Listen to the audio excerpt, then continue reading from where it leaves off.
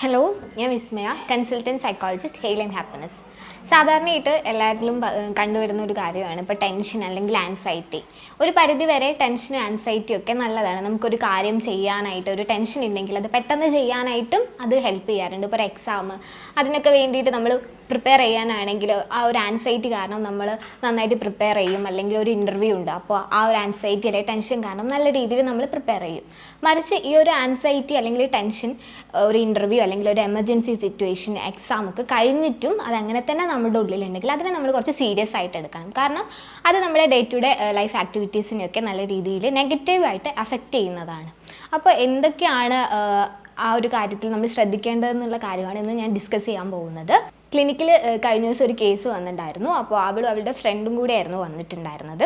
അപ്പോൾ അവർ പറഞ്ഞത് കാര്യം എന്താണെന്ന് വെച്ചാൽ, ഇപ്പോൾ എല്ലാ കാര്യത്തിലും ആ കുട്ടിക്ക് ടെൻഷൻ. ഫ്രണ്ടായിരുന്നു കൂടുതലായിട്ട് സംസാരിച്ചിരുന്നത്. അവൾക്ക് ആൻസൈറ്റി അല്ലെങ്കിൽ ടെൻഷൻ കാരണം സംസാരിക്കാൻ തന്നെ ബുദ്ധിമുട്ടായിരുന്നു. അപ്പോൾ ഫ്രണ്ട് പറഞ്ഞത് ഇങ്ങനെയാണ്, അപ്പോൾ ഒരു കാര്യത്തിലും കോൺസെൻട്രേറ്റ് ചെയ്യാനും പറ്റുന്നില്ല. അപ്പോൾ കുട്ടി സ്കൂളാണ് പഠിക്കുന്നത്, അപ്പോൾ +2 ആണ് പഠിക്കുന്നത്. അപ്പോൾ സ്കൂളിലേക്ക് വരാൻ പോലും പറ്റാത്തത്രയും ഒരു ആൻസൈറ്റി അല്ലെങ്കിൽ ടെൻഷൻ അവളിലുണ്ട്. അപ്പോൾ ഒരു വർക്ക് തന്നിട്ട് അല്ലെങ്കിൽ ഒരു അസൈൻമെൻറ്റ് തന്നിട്ട് അത് കംപ്ലീറ്റ് ചെയ്യാൻ പറ്റുമോ, ആ ഒരു ഡെഡ് ലൈനിനുള്ളിൽ അത് കംപ്ലീറ്റ് ചെയ്യാൻ പറ്റുമോ, അല്ലെങ്കിൽ ഞാൻ എഴുതുന്നതിൽ എന്തെങ്കിലും മിസ്റ്റേക്ക് ഉണ്ടോ, അങ്ങനെ ചെറിയ ചെറിയ കാര്യത്തിൽ പോലും എല്ലാ രീതിയിലും, അതിപ്പോൾ അക്കാദമിക്ക് മാത്രമല്ല വീട്ടിലുള്ള എല്ലാ കാര്യത്തിലാണെങ്കിലും ഒരു ഫംഗ്ഷന് പോവുകയാണെങ്കിൽ കുട്ടി എല്ലാ കാര്യത്തിലും ഓവർ കോൺഷ്യസ് ആവുക, ആ സമയത്ത് പാൽപിറ്റേഷൻ നെഞ്ചെടുപ്പ് ഉണ്ടാവുന്നതും അതുപോലെ റെസ്റ്റ്ലെസ്, ഒരു കാര്യവും മര്യാദയ്ക്ക് ചെയ്യാൻ പറ്റാതെ ഒരു വെപ്രാളവും, ഈ രീതിയിലായിരിക്കും കുട്ടിയുടെ ഫിസിയോളജിക്കലായിട്ട് നമുക്ക് കണ്ടുവരുന്ന സിംറ്റംസ് എന്ന് പറഞ്ഞാൽ ഇങ്ങനെയൊക്കെ തന്നെയായിരിക്കും.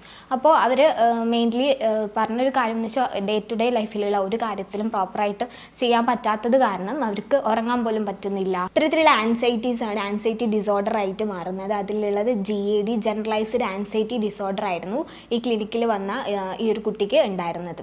അപ്പോൾ ഇത്തരം കേസിലൊക്കെ നമ്മൾ കൂടുതലായിട്ടും അവർക്ക് എന്താണ് അവരുടെ ബുദ്ധിമുട്ടെന്ന് ഡയഗ്നോസ് ചെയ്യുകയാണ് വേണ്ടത്. അതായത് ഇവരിൽ കണ്ടുവരുന്ന മെയിനായിട്ട് സിംറ്റംസ് എന്ന് പറഞ്ഞാൽ പാൽപിറ്റേഷൻ ഉണ്ടാകും, അതായത് നെഞ്ചിടിപ്പ് ഉണ്ടാവും, അതുപോലെ ഉറങ്ങാൻ ഭയങ്കര ബുദ്ധിമുട്ടായിരിക്കും, ഇൻസോംനിയ പോലെയുള്ള ബുദ്ധിമുട്ട് അവരിൽ മെയിൻലി കണ്ടുവരുന്നൊരു ഇഷ്യൂ ആണ്. പിന്നെ ലോ എനർജി ആയിരിക്കും, ഒരു കാര്യത്തിലും അവർക്ക് കൂടുതലായിട്ട് ചെയ്യാനൊക്കെ ബുദ്ധിമുട്ടായിരിക്കും, എപ്പോഴും ഫ്യൂച്ചറിനെ കുറിച്ച് ആലോചിച്ച് ടെൻഷനും വെറിയായിരിക്കും ഉണ്ടാവുന്നത്.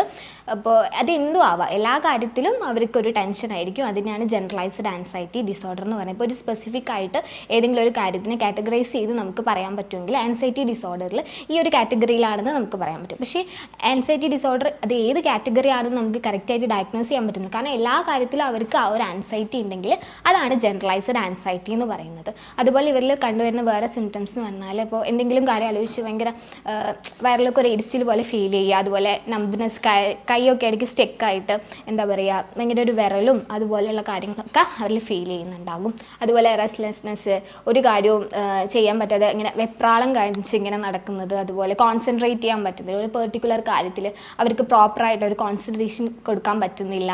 അതുപോലെ എനർജി ഇവരിൽ ഭയങ്കര ലോ ആയിരിക്കും. എന്തെങ്കിലും ഒരു ചെറിയ കാര്യം കിട്ടിയാൽ തന്നെ അത് ആലോചിച്ച് ഓവർ തിങ്ക് ചെയ്ത് കംപ്ലീറ്റ് എനർജി വേസ്റ്റ് ആക്കും. പിന്നെ ഒരു ഡേ തന്നെ അതിനെക്കുറിച്ച് തന്നെയായിരിക്കും, ഒരു ചെറിയൊരു കാര്യമായിരിക്കും, ഒരു പെർട്ടിക്കുലർ കാര്യമായിരിക്കും, അത് നോർമലി ചിന്തിക്കേണ്ട ആവശ്യം പോലും ഉണ്ടാവില്ല. പക്ഷേ അവരെ സംബന്ധിച്ച് അത് വലിയ കാര്യമൊക്കെ എടുത്തിട്ട് അതിനെക്കുറിച്ച് കംപ്ലീറ്റ് ഡേ അത് ആലോചിച്ച് തന്നെ വേസ്റ്റ് ആക്കുകയാണ് ചെയ്യാറ്. അതായത് എന്താണ് മുന്നോട്ട് എന്നുള്ള കാര്യത്തിൽ അവർ ഓവറായിട്ടായിരിക്കും കോൺഷ്യസ് ആവുന്നത്. ഇത്തരം ആൾക്കാർ ചിലപ്പോൾ നമ്മുടെ കൂടെ തന്നെ ഉണ്ടാകും, ഒരുപാട് പേരെ നമ്മൾ കാണുന്നുണ്ട്. അപ്പോൾ നമ്മളത് എന്തോ ഒരു ടെൻഷൻ അല്ലേ ആൻസൈറ്റി അല്ലേ, അതിപ്പോൾ അത് കഴിഞ്ഞാൽ മാറുമെന്ന് കരുതിയിട്ട് ചിലപ്പോൾ നമ്മളതിനെ വിട്ട് കളയും. ഒരു പരിധി വരെ ഇത് എല്ലാവരിലും ഉണ്ടാകും, പക്ഷേ അത് ഏതെങ്കിലും ഒരു പെർട്ടിക്കുലർ കാര്യം കഴിഞ്ഞ് കഴിഞ്ഞാൽ ആ ഒരു ആൻസൈറ്റി അല്ലെങ്കിൽ ടെൻഷൻ മാറും. പക്ഷേ ഇത് കണ്ടിന്യൂസ് ആയിട്ട് ആ ഒരു പ്രോബ്ലം കഴിഞ്ഞിട്ട് ഇതേ ആൻസൈറ്റി പോകുന്നുണ്ടെങ്കിൽ നമ്മൾ മനസ്സിലാക്കേണ്ട കാര്യം എന്ന് വെച്ചാൽ അവർക്ക് ജനറലൈസ്ഡ് ആൻസൈറ്റി ആണുള്ളത്.